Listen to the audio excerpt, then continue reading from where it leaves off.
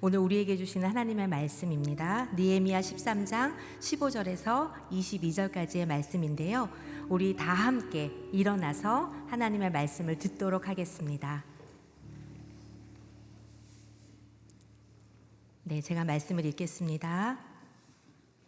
그 무렵 나는 사람들이 유다에서 안식일에 포도주 틀을 밟고 곡식을 들여와 나귀에 싣고 포도주, 포도, 무화과와 그 밖에 온갖 물것을 다 싣고는 안식일에 예루살렘으로 갖고 들어오는 것을 보고 그들에게 그날에 음식을 팔지 말라고 경고했습니다. 예루살렘에는 두로 사람들도 살고 있었는데 그들이 물고기와 온갖 종류의 상품을 갖고 와서 안식일에 예루살렘에서 유다 사람들에게 팔고 있었습니다. 그래서 내가 유다 귀족들을 꾸짖으며 말했습니다. 당신들이 안식일을 모독하다니 이게 가당하기나 한 짓이요? 당신들의 조상들도 똑같은 짓을 해서 하나님이 우리와 이 성에 이 모든 재앙을 내리신 게 아니요. 그런데 당신들이 지금 안식일을 더럽히며 이스라엘에 더 큰 진노를 부르고 있소. 나는 안식일 전날 예루살렘 성문들에 어둠이 들이올 때 그 문들을 닫고 안식일이 끝날 때까지 열지 말라고 명령했습니다. 또 내 부하들 가운데 몇 사람을 성문들 앞에 세워 안식일에 아무것도 싣고 들어오지 못하게 했습니다. 그러자 온갖 물건을 싣고 온 상인들과 장사꾼들이 예루살렘 성 밖에서 한두 번 밤을 새웠습니다. 내가 그들에게 경고하며 말했습니다. 너희가 왜 성 밖에서 밤을 새우는 것이냐? 다시 이렇게 하면 내가 가만두지 않을 것이다. 그 이후 다시는 그들이 안식일에 나타나지 않았습니다. 그러고 나서 나는 레위 사람들에게 자신을 정결하게 하고 성문을 지켜 안식일을 거룩하게 하라고 명령했습니다. 하나님이여, 제가 이렇게 한 것을 기억하시고 주의 큰 사랑을 따라 저를 불쌍히 여기소서. 아멘. 네, 자리에 앉아 주십시오. 이 말씀을 가지고 느헤미야의 마지막 개혁이라는 제목으로 조우영 목사님께서 말씀 선포해 주시겠습니다.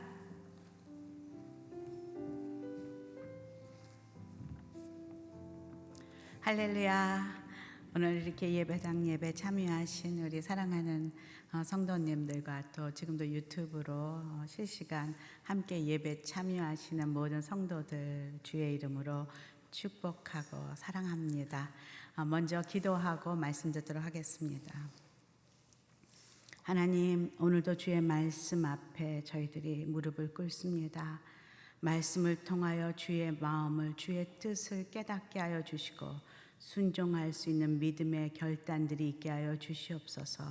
예수님 이름으로 기도합니다. 아멘. 드디어 이제 느헤미야가 마지막으로 지금 달려가고 있습니다. 지난주 우리는 성벽 재건을 하고 봉헌식을 하는 그 현장을 함께 나누었습니다. 성전 봉헌식을 앞두고 성전의 제사를 집행하는 그 레위인들과 노래하는 사람들, 또 성문 그 지기들을 다 불러 모아서 그들에게 임무를 주고 또 정결의식을 행하는 그런 현장을 우리 함께 묵상했습니다. 그리고서는 12장의 마무리에 저희가 지난주는 나누지 않았지만 그 성벽 재건을 다 하고 너무나 기뻐하며 뛰놀며 축제하는 모습이 12장을 마무리하고 있습니다. 12장 43절 함께 읽어보도록 하겠습니다. 시작. 그들은 그날 희생제사를 크게 드리고 즐거워했습니다. 하나님께서 그들에게 큰 기쁨을 주셨기 때문입니다. 아내들과 어린아이들도 즐거워했습니다. 그리하여 예루살렘에서 즐거워하는 소리가 멀리까지 들렸습니다. 이렇게 모두가 즐겁고 행복한, 그리고 다 말씀에 순종해서 성전 안에서 이렇게 예루살렘의 예배 중심, 말씀 중심의 삶을 살기로 결단하고 제사하는 이 모습으로 사실 느헤미야가 끝났으면 아주 해피엔딩으로 잘 끝났을 것 같습니다. 왜 신데렐라와 백설공주가 다 결혼하면은 그 후에 행복하게 살았더라 이런 것처럼 우리는 다 그런 마음을 갖고 있습니다. 저도 해피엔딩이 아닌 영화는 별로 좋아하지 않습니다. 늘 영화를 보기 전에 물어보거든요. 해피엔딩이야? 아니라 그러면 안 가.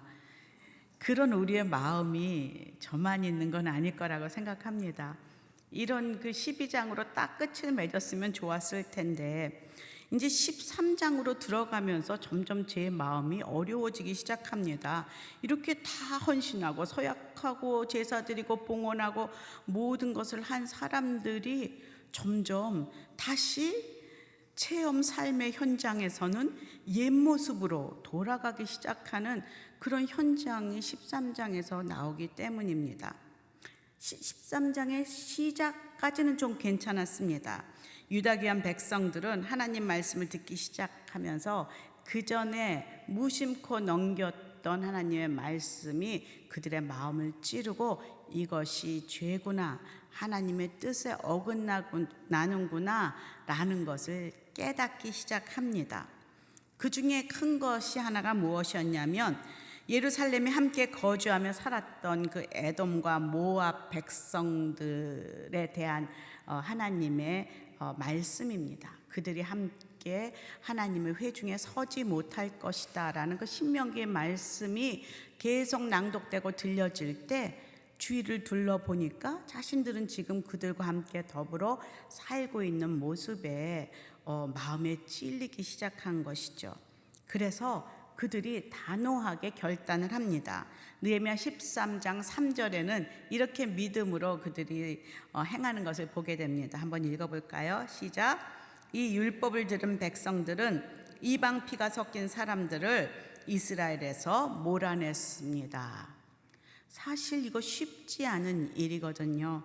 함께 거래를 하고 살아왔던 암몬 모압 그 백성들을 단절한다는 것은 쉽지 않은 결단이었지만은 이렇게 새롭게 시작하는 이 믿음의 공동체를 향하여서 하나님의 말씀이 임하고 있는 것입니다.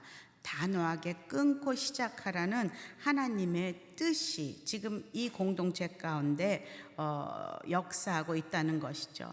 성경에도 보면 하나님께서 늘 새로운 하나님의 믿음의 역사를 공동체를 시작할 때 이렇게 영적 전쟁을 선포하는 것을 보게 됩니다.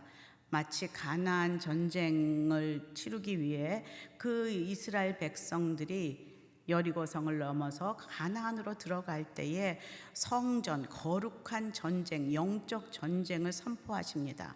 모든 것을 죽여라. 모든 것을 없애라. 그렇지 않으면 너희가 그들에게 먹힐 것이다 라는 그 하나님의 말씀이 선포됩니다. 저는 처음에 그 이해가 되지 않았어요. 너무한 거 아니야? 아마 구약을 처음 읽으신 분들은 그런 것에 좀 마음이 어려웠던 경험이 있지 않을까라는 생각을 해봅니다. 또 아나니와 삽비라 사건을 기억하십니까? 초대교회가 시작되면서 이제 거룩한 신앙 공동체가 세워지는데 이 아나니아 삽비라의 그 돈에 대한 거짓 보고를 하는 그 부부가 그 자리에서 죽게 됩니다. 저는 그것도 참 마음에 힘들었습니다. 헌금하고 죽는다는 거 이건 또 뭐지? 그런 생각이 들었기 때문입니다. 그런데 지금 여기서 거룩한 공동체가 새롭게 성벽 봉헌식을 하고 시작하는 데에 이들을 떼어내라 지금 선포하고 계시는 것이죠. 가만히 보면 하나님께서는 늘 그들이 서약했던 이 두 가지를 늘 다시 한번 말씀하십니다. 네가 이방인들과 같이 섬기며 살아갈 때 그들과 친밀하게 지낼 때 너희가 이방신을 섬기게 따라가게 될 것이라는 그런 길과 또 하나 그 아나니아와 삽비라가 그 돈 가지고 장난을 했던 것처럼 재물이 너의 우상이 되어서 너희가 이 공동체를 거룩한 데서 망칠 것임을 하나님은 알고 계셨던 것이 아닐까라는 생각을 해봅니다. 우리는 종종 착각을 합니다. 나는 절대로 유혹에 넘어가지 않을 거야. 나는 결코 죄 짓지 않을 거야. 나는 뭐가 죄이고 뭐가 아닌지 알아. 아무도 어떤 악한 영도 나를 시험할 수 없어. 이렇게 자신하는 그런 우리의 교만함이 있습니다. 그러나 하나님 말씀하십니다. 아무도 그 악한 영의 유혹에서 이길 자가 없다는 것을, 우리는 육신을 가진 자들입니다. 우리의 몸과 우리의 이성과 우리의 생각은 이 악한 영을 이길 수가 없습니다. 그래서 우리가 그 영적인 전쟁을 선포하지 않으면 우리는 백발백중 지고 맙니다. 영적인 전쟁은 무엇입니까?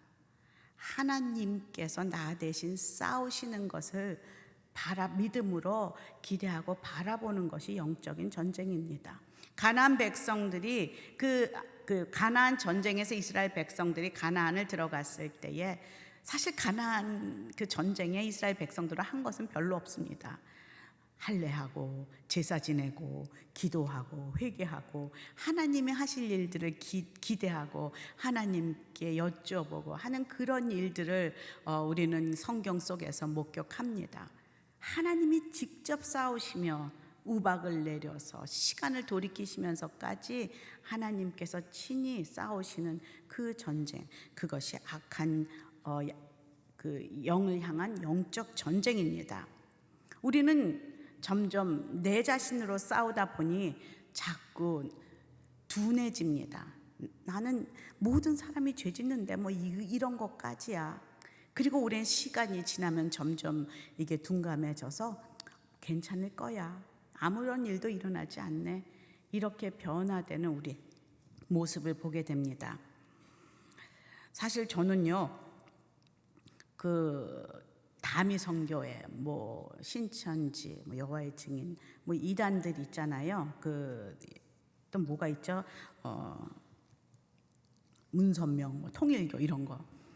그런 많은 이단들을 이렇게 가만히 믿는 분들을 보면요, 어떻게 저렇게 교수가, 어떻게 저렇게 의사가, 어떻게 저렇게 세상적인 지식을 가진 그런 사람들이, 똑똑한 사람들이 저렇게 이단에 빠질까라는 생각을 하게 한 적이 있습니다.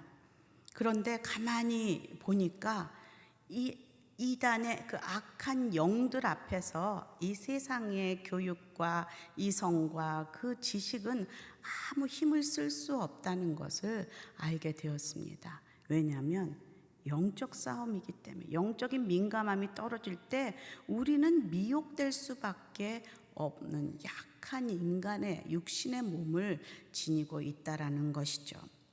영적인 유혹이란 무엇입니까? 하나님의 말씀을 왜곡하게 하고 또 참 길과 진리 되신 예수 그리스도의 십자가의 도를 따르지 못하도록, 믿지 못하도록 방해하고 회방하는 그런 악한 영의 유혹과 속임수, 그것이 바로 영적인 유혹입니다. 지금 이 세상은 온통 그 악한 영의 유혹 속에 빠져 있고, 그리고 그것을 따르도록, 그것에 다 넘어가고 있는 그런 현실이 바로 이 세상입니다.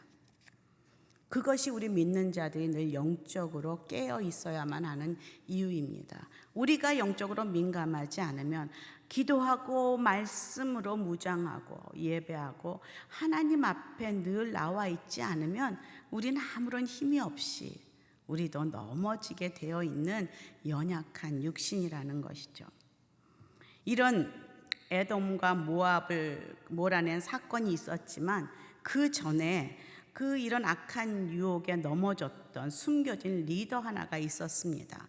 그는 예루살렘 성전 안에서 버젓이 그 에돔 사람을 품고 동거하며 살아가고 있는 한 제사장이었는데요.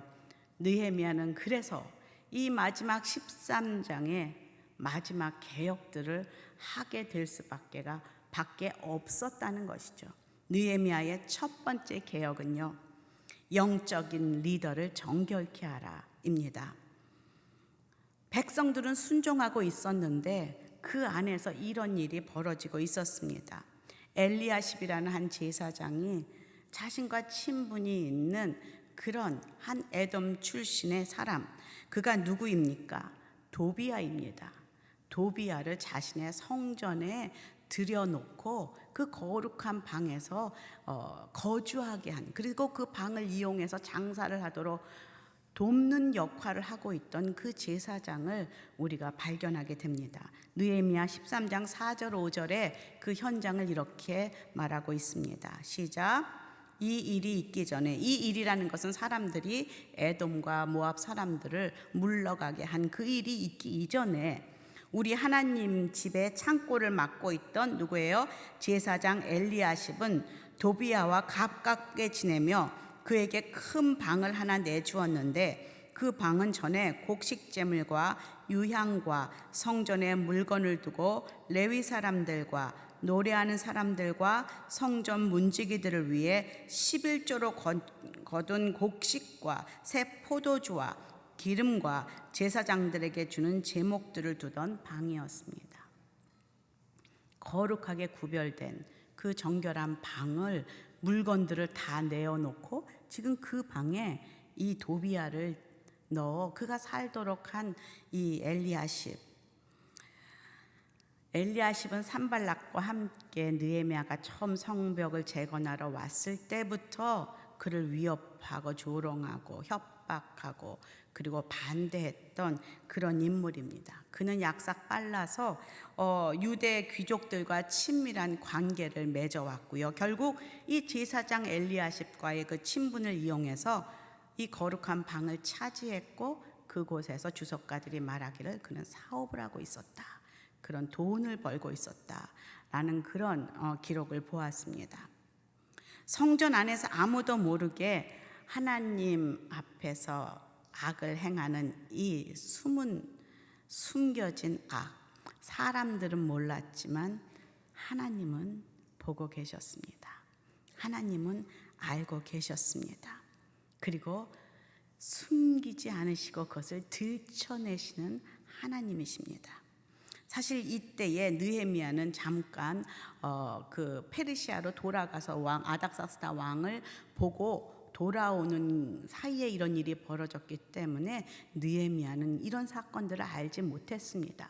그런데 그가 이것을 알게 되고 어떻게 행했는지 한번 볼까요? 느헤미야 13장 8절에서 9절 함께 읽어보겠습니다. 시작. 나는 너무 화가 나서 그 방에서 도비야의 모든 살림살이를 밖으로 내던지고는 방들을 정결하게 하라고 명령을 내리고 나서 하나님의 집의 기구들과 곡식 제물과 유향을 그 방에 다시 들여놓았습니다. 막 그림이 그려지지 않습니까? 너무 화가 나서 그 모든 살림살이를 내던지는 그런 모습. 저는 이 그림을 이렇게 상상을 하면서 예수님께서 예루살렘에 입성 후에 그 성전에 가서 그 장사꾼들을 보면 너무 화가 나서 거룩한 분노로 그들의 상을 뒤엎고 그들을 내쫓고 욕하고 나가라 소리치는 나의 집은 만민이 기도하는 집이라 외치는 그 예수 그리스도의 그 목소리와 그 모습을 보는 듯한 그런 현장입니다. 정말 잘못된 일이 이렇게 드러날 때에 담대하게 그것이 잘못되었다고 외치는 느헤미야와 같은 리더십들이 우리에게 필요합니다. 이 시대에 필요합니다. 그런 예수님과 같은 정의로 이 땅을 향하여 공의를 선포하고 그리고 앞장서고 그렇게 움직이는 리더가 필요한 이 시대입니다. 이 도비야 사건으로 인해서 성전의 제사를 수행하는 레위인들과 노래하는 사람들이 자신의 몫을 받지 못하니까 다 자기 땅으로 돌아간 상황이었습니다. 그래서 그들을 다시 소환시키는 모습이 등장합니다. 10절에서 11절까지 함께 읽어보도록 하겠습니다. 시작. 그리고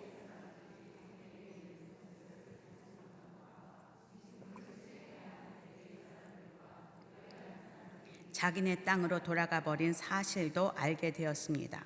그래서 나는 관리들을 꾸짖으며 하나님의 집이 버려지다니 어떻게 된 일이요? 라고 묻고는 그들을 소집해 각각의 자리에 복직시켰습니다.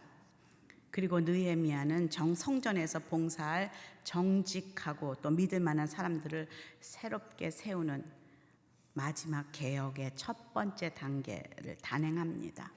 이것이 첫 번째 개혁입니다. 두 번째 개혁입니다. 13장에도 느헤미야는 바쁩니다. 성문을 닫고 보초를 세워라. 함께 말해볼까요? 시작. 성문을 닫고 보초를 세워라. 아까 첫 번째는 영적 지도자들을 정결케 하려였다면 이번에는 성문을 닫고 그리고 보초를 세워라.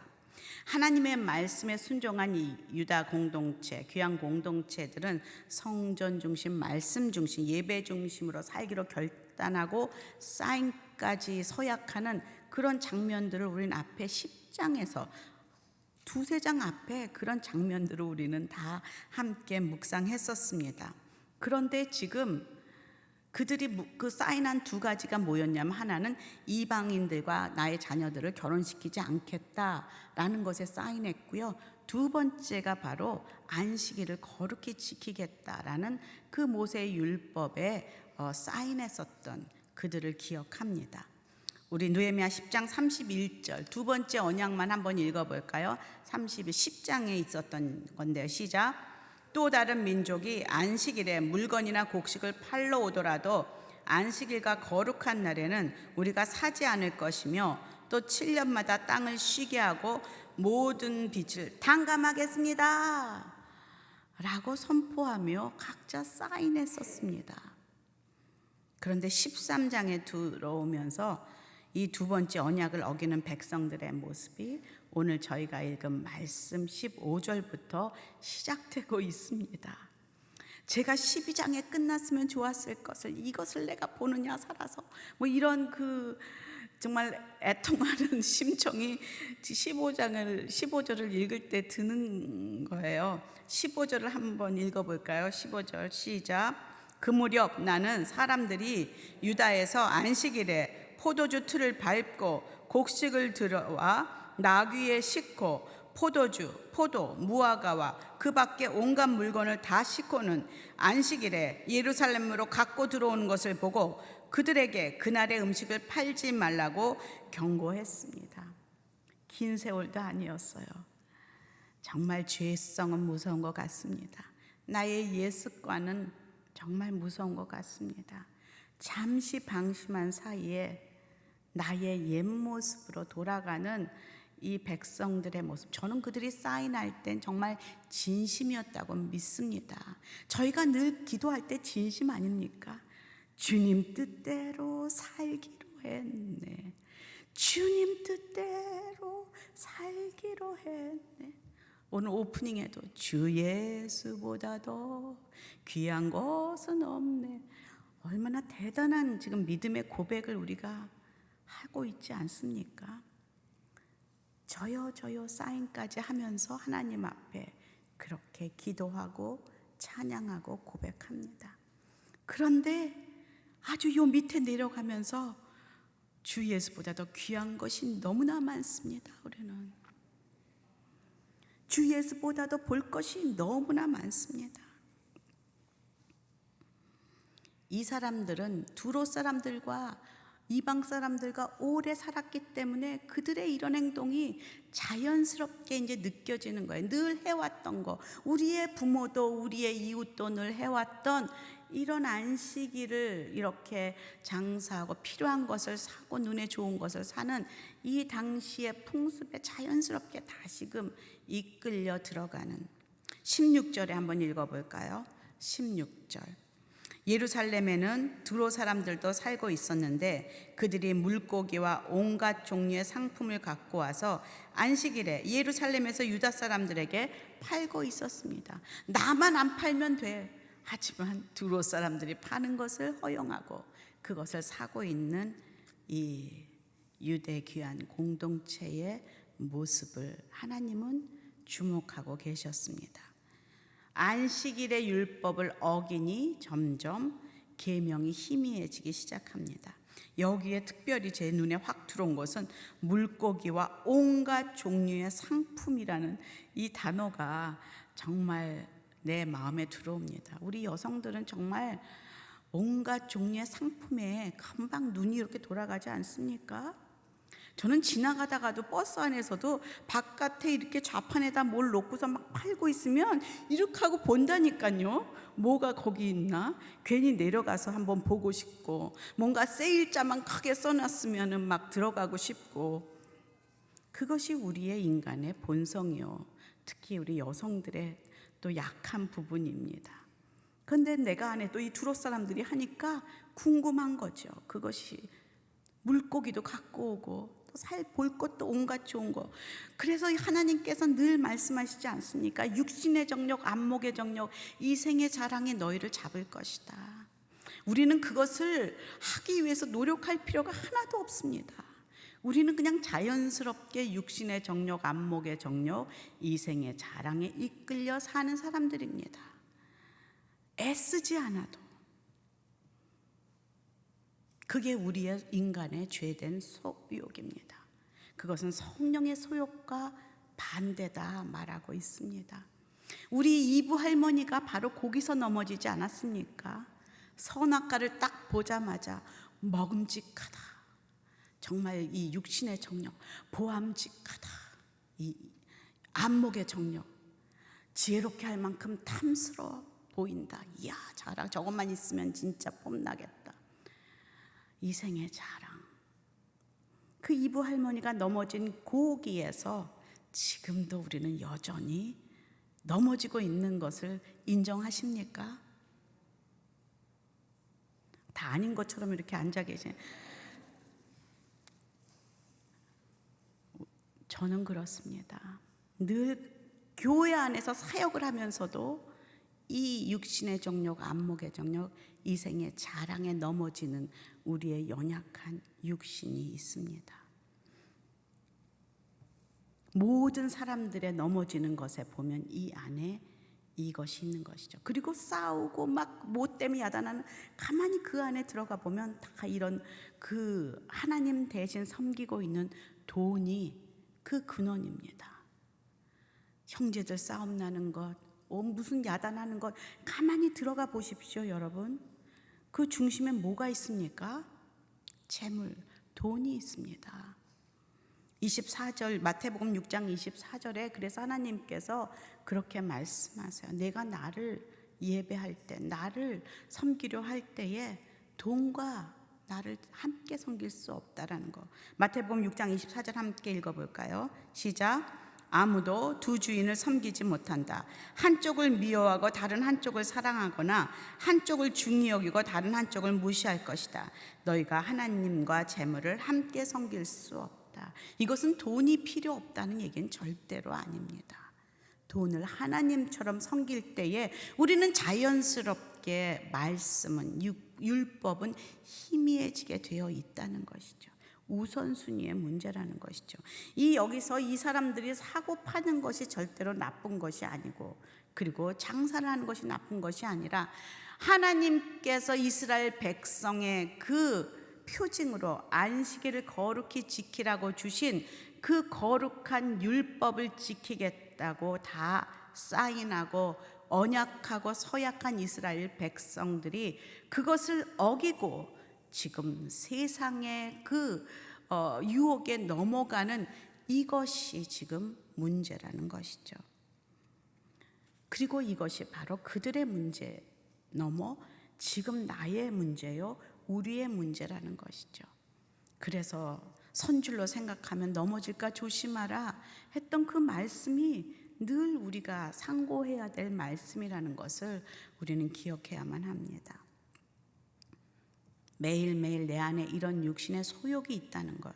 그래서 성령님의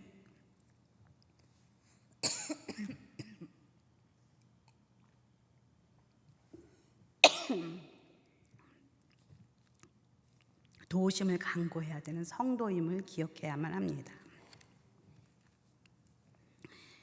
이런 백성들을 향해서 느헤미야가 꾸짖습니다. 17절, 18절 함께 읽겠습니다. 시작.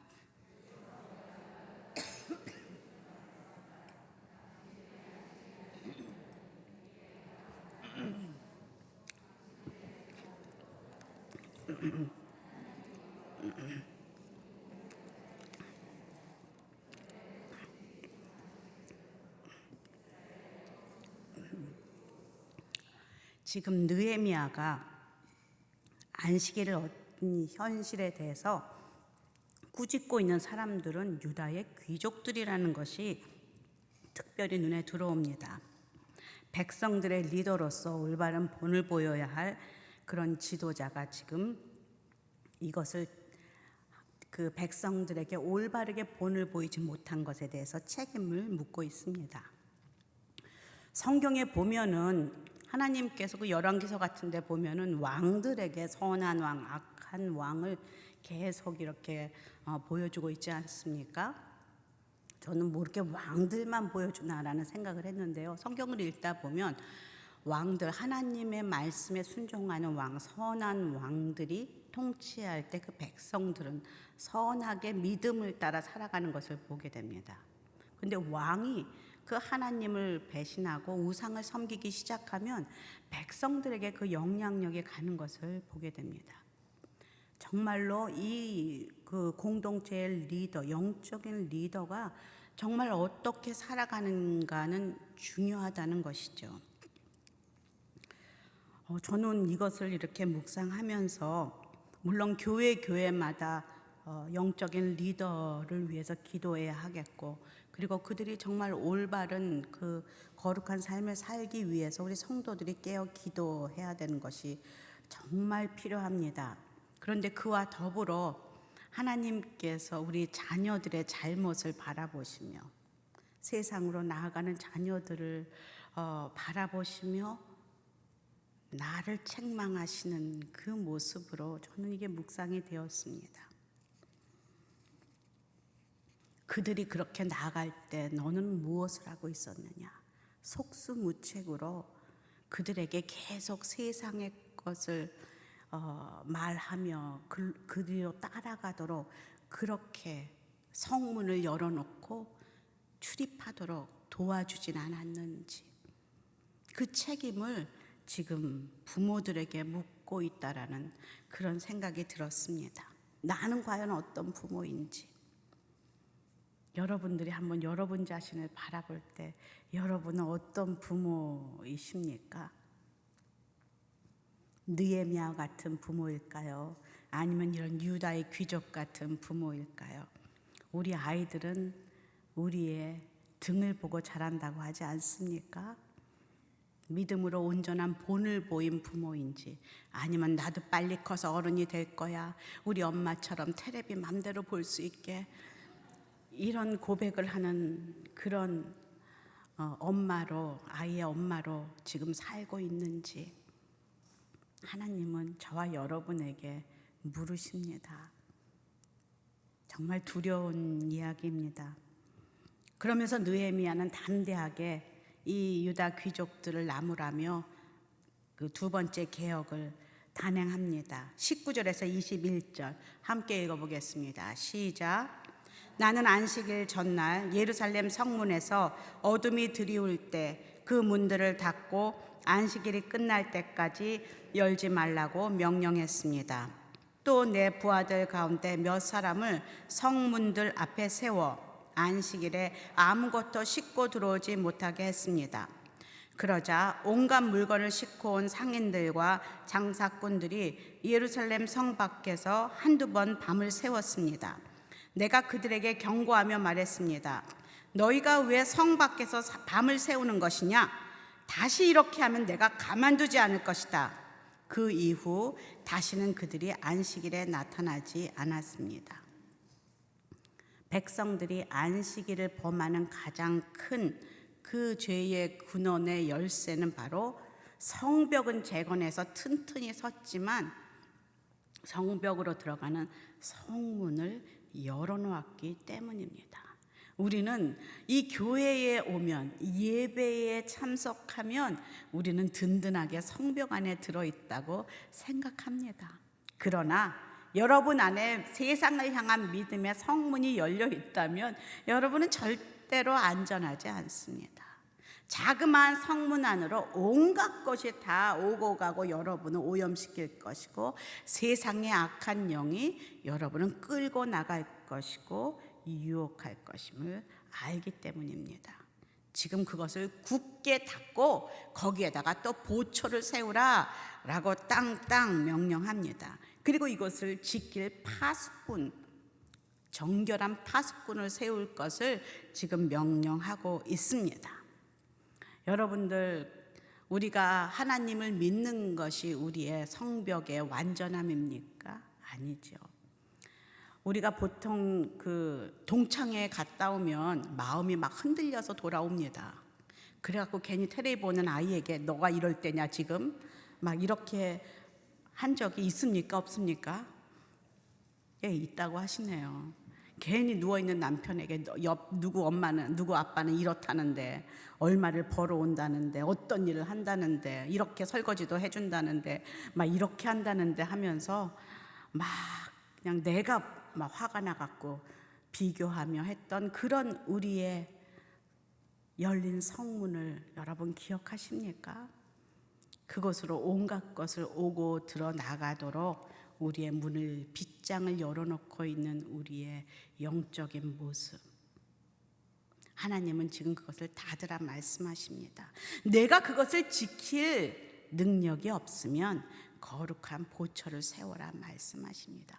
당분간 당신의 마음을 그렇게 번뇌케 하고 세상 것을 따라가고 싶고 눈에 보이는 육신의 정욕, 안목의 정욕, 이생의 자랑에 정말 끌리는 것을 절제할 수 없을 때는 여러분을 도와줄 보초들을, 파수꾼들을 세워두십시오. 그런 믿음의 사람들을 옆에 두시고, 그리고 중보할 수 있는 사람들에게 부탁하시고, 어떻게든지 여러분들이 영적으로 다시 건강해질 수 있도록 그렇게 하는 것이 지혜입니다. 그리고 여러분이 든든해서 이제 성문을 열어도 담대하게 느헤미야처럼 나가서 이야기할 수 있는, 복음을 이야기할 수 있고 구원의 도를 이야기할 수 있는 그런 자리에까지 여러분이 나갈 수 있을 때는 성문을 열고 사람들에게 나가십시오. 그리고 그들에게 담대하게 구원의 메시지를 전해야만 합니다. 여러분, 안식일에 이렇게 거룩한 모습으로 제사를 드리는 것을 우리는 다 구약의 일이야, 그건 율법의 일이야, 그렇게 얘기합니다. 사실 우리 어렸을 때만 해도요, 우리 아버지들, 우리 부모님 세대는요, 주일날 막 얘기하지 않습니까? 헌금을 막 다리미로 다리고 가장 깨끗한 옷을 입고, 그리고 뭘 사지도 않고 그 주일 성수를 거룩하게 하는 그런 모습을 우리는 지금 다 기억하고 있습니다. 그런데 지금 특히 요새 코로나 시대에 우리는 영상으로 예배하는 이 시대에 우리는 살고 있습니다. 여러분의 믿음의 예배의 성문은 어떻습니까? 잘 지켜지고 있습니까? 이 예배당에 와서 함께 예배할 때처럼 정말 하나님 앞에서 예배하고 계십니까? 여러분의 옷은 어떻습니까? 여러분의 얼굴은 어떻습니까? 여기에 나올 때는 누굴 보이려고 그렇게 예쁜 옷을 찾아 입고 화장을 하시는데, 여러분 혹시 잠옷바람으로 앉아서 예배하고 있지는 않으십니까? 예배하다가 전화 오면 나가고 누구 오면 나가고 하는 우리의 그 현실 속에서 어쩔 수 없이 현실에 어쩔 수 없다라며 그렇게 예배를 매주 드리고 계십니까? 어느덧 우리는 우리 안에 들어와 있는 그 세상의 장사들을 여러분들 맞닥뜨리게 될 것이고, 그분들을 몰아내지 않으면, 그 상황을 밀어내고 문을 닫지 않으면 여러분들은 이스라엘 백성들처럼 그렇게 변화될 수밖에 없는 우리의 연약한 모습을 인정하여야만 한다는 것이죠. 우리가 구약의 예배를 담자는 것이 아닙니다. 그러나 이 안식일의 주인 되시는 예수 그리스도를 우리가 섬기고 있을 때, 그분 앞에서 우리가 예배할 때에 예배당에서 예배하든 이렇게 영상으로 예배하든 그 모습은 늘 변함이 없어야 된다는 것을 오늘 말씀 속에서 또다시 우리에게 들려주는 하나님의 음성으로 들립니다. 세 번째 개혁을 하고 있습니다. 한번 따라 읽어볼까요? 악을 향해 경고하고 대적하라. 시작. 악을 향해 경고하고 대적하라. 이렇게 문을 굳게 닫고 느헤미야가 보초까지 세웠는데 이 밖에 그 상인들은 그들을 문만 열기를 기다리고 있습니다. 20절 21절 함께 읽어볼까요? 시작. 그러자 온갖 물건을 싣고 온 상인들과 장사꾼들이 예루살렘 성 밖에서 한두 번 밤을 새웠습니다. 내가 그들에게 경고하며 말했습니다. 너희가 왜 성 밖에서 밤을 새우는 것이냐? 다시 이렇게 하면 내가 가만두지 않을 것이다. 그 이후 다시는 그들이 안식일에 나타나지 않았습니다. 성문을 닫았음에도 불구하고 서성거리는 그 상인들이 있다는 거예요. 조금이라도 마음을 아직도 밖에 두고 살짝 여는 사람들에게 뭐 하나라도 내밀기 위해서 기다리는 악한 영들이 지금도 우는 사자처럼 삼킬 자를 찾으며 돌아다니고 있다는 것이 제 얘기가 아니라 성경의 말씀입니다. 이미 다 열어놓고 사는 사람은 건드리지도 않습니다. 어떤 사람을 건드립니까? 지금 어떻게든지 믿음의 삶을 살아보려고 나의 성문을 세상을 향해 닫고 매일매일 말씀 중심, 기도 중심, 예배 중심의 삶을 살고자 애쓰는 그 성도들, 처음 주님을 만난 그런 성도들, 그리고 이제는 회개하고 다시 돌이켜 성문을 또 닫고 잘 살아보겠다고 선서하고 사인한 그 사람들을 영적으로 유혹하며 그들의 영혼을 빼앗아 오기를 우는 사자처럼 기다리며 찾아다니는 악한 영의 실제가 지금도 있다는 것을 믿으십니까? 하나님은 영이십니다. 하나님은 영이시기에 악한 영이 존재합니다. 그 악한 영 사단 마귀를 대적할 수 있는 그 힘은 성령밖에 없습니다. 하나님의 영으로만, 하나님의 말씀으로만, 그 도구로만 우리는 싸울 수 있고요, 하나님의 영인 기도로만 우리는 대적할 수 있습니다. 하나님의 영이 내 안에 계실 때 우리가 그 영적인 전쟁에 나아갈 수 있다는 것이죠. 전혀 무기도 없고 방패도 없고 거기서 악한 영이 나를 꼬실 때 던질 그 말씀 무기가 하나도 없어요. 그러니 그냥 넘어집니다. 그러기에 여러분이 말씀을 먹어야 되고 묵상해야 되고 암송해야 되는 이유는 여러분의 영적 싸움에 던질 무기가 필요하기 때문입니다. 사단이 예수님을 광야로 끌고 나아가 유혹할 때에 예수님께서 말씀의 무기를 계속 던지지 않습니까? 그 무기가 우리에게 필요합니다. 그러기에 여러분이 이곳에 오셔서 예배하고 말씀 듣고 암송하고 성경을 읽는 이유는 이 영적 전쟁으로 살아가는 그 이 세상 안에서 우리가 믿음을 지키며 살기 위함임을 믿으시기 바랍니다.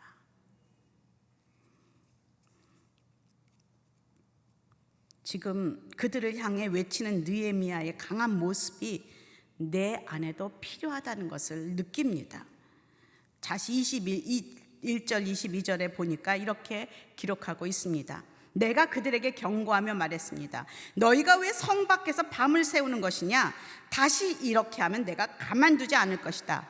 그 이후 다시는 그들이 안식일에 나타나지 않았습니다. 그리고 나서 나는 레위 사람들에게 자신을 정결하게 하고 성문을 지켜 안식일을 거룩하게 하라고 명령했습니다. 하나님이여, 제가 이렇게 한 것을 기억하시고 주의 큰 사랑을 따라 저를 불쌍히 여겨 주십시오 라고 기도로 마무리하고 있습니다. 아까도 얘기했지만 믿음을 지키며 살아가는 것은 영적 전쟁입니다. 사실 저 같은 사람은 참 이렇게 얘기할 수 있어. 난 모든 사람과 잘 지내고 싶어. 그래서 이런 악한 것이 왔어도 나는 그래, 여기 있는 거 좋지 않아, 이렇게 슬슬 얘기할 거야. 아니요. 악한 영을 향하여서는 여러분이 담대히 쫓아내야 한다는 것이죠. 나사렛 예수 그리스도 이름으로 명하노니 악한 영아, 나의 자녀를 죽이려고 하는 악한 영아, 묶임을 밟고 떠나갈지어다. 나의 남편을 자꾸 음란의 그 늪으로 끌고 가는 악한 영아, 나사렛 예수 그리스도로 명하노니 묶임을 받고 떠나갈지어다. 믿음으로 선포하며 마귀를 쫓으며 기도하는 그런 파수꾼들이, 그런 보초들이, 그런 느헤미야가 이 시대에 필요하다는 것이죠. 그것이 바로 저와 여러분의 무기입니다. 악한 영을 향하여 이 시대를, 젊은이들을 자꾸 죽음으로 몰고 가는 이 살인의 악한 영, 자살의 악한 영, 음란의 악한 영을 향하여서 우리도 선포함을, 이 느헤미야처럼 꾸짖고 선포함이 있어야 한다는 것이죠.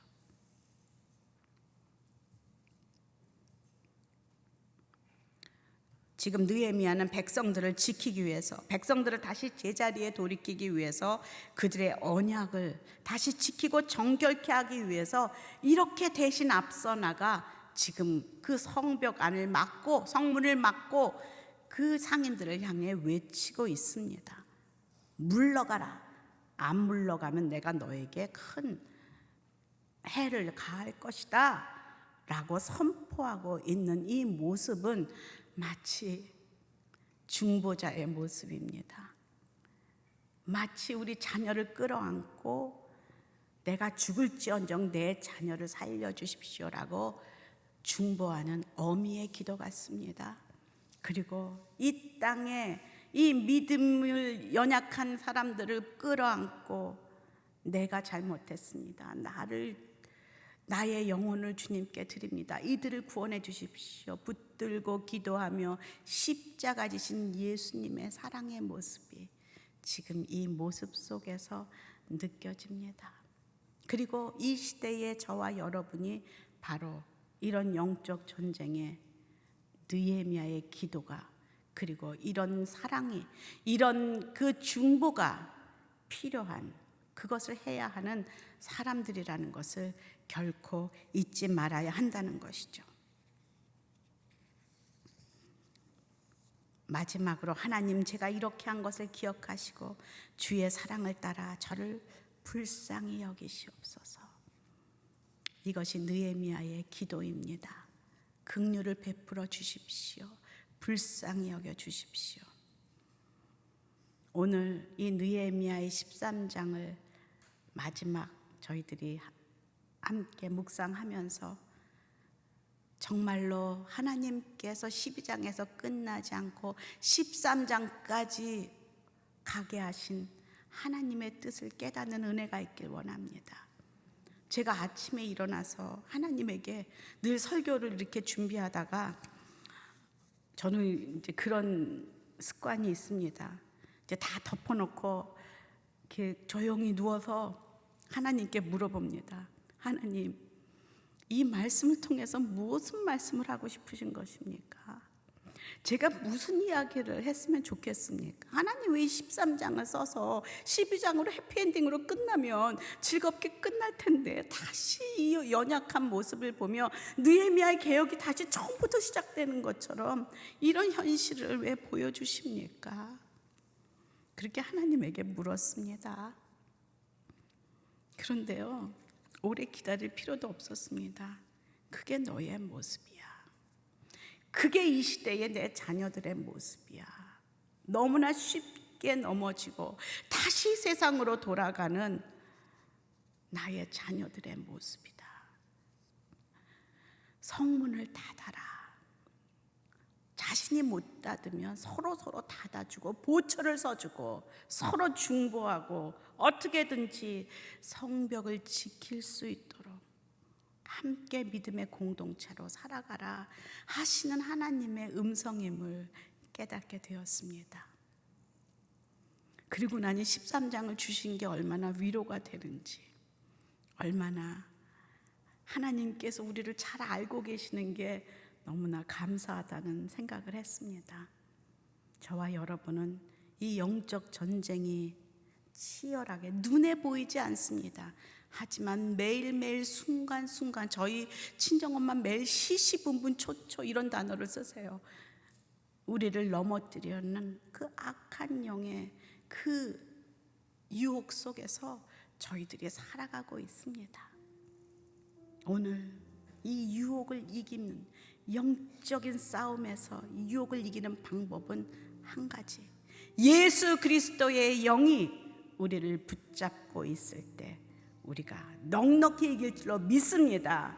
그 말씀이 우리 삶 가운데 있을 때 우리가 넉넉히 이길 줄로 믿습니다. 그런 저와 여러분이 되기를 원하면서요, 한번 이 찬양 했으면 좋겠어요. 세상의 유혹과 시험이 내게 몰려올 때에 나의 힘으로는 그걸 어떻게 할 수가 없어. 그러나 예수 그리스도 그분이 싸우실 때에 우리는 이길 수 있습니다. 함께 찬양하며 나아가겠습니다.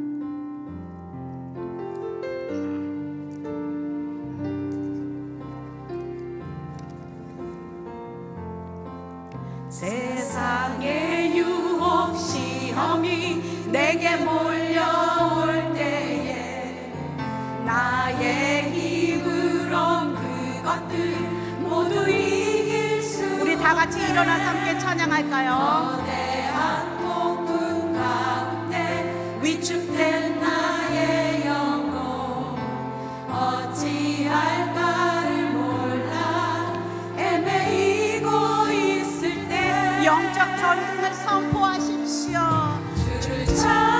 주님을 찬양하며 예배하며 나아가십시오. 전쟁은 나에게 속한 거다. 예수 그리스도의 영이 오늘도 우리 가운데 임함을 선포합니다. 손을 들고 찬양. 전쟁은 하나님께 속한 것이 거짓과